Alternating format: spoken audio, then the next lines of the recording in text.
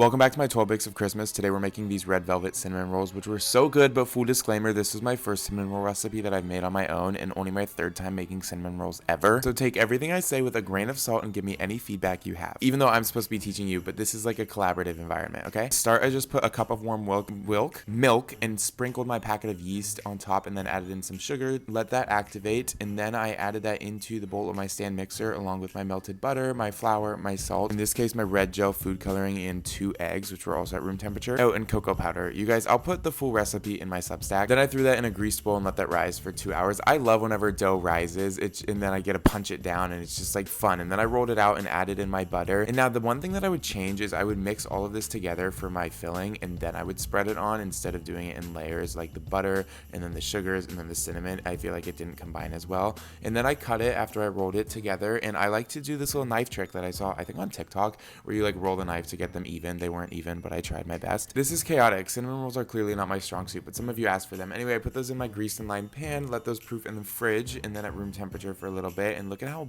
luscious they look. They just expanded. I love. Threw those in the oven gently, of course, and let them bake for about 30 minutes at 350, and then it was time to work on my frosting. It was just cream cheese, butter, powdered sugar, vanilla, and some heavy cream. I will say I put way too much on these poor little cinnamon rolls, you guys, but they were so good and they were sweet and they were amazing and they kind of tasted like the holidays. So let me know if you try them. Recipes in my Substack. I love you. Bye.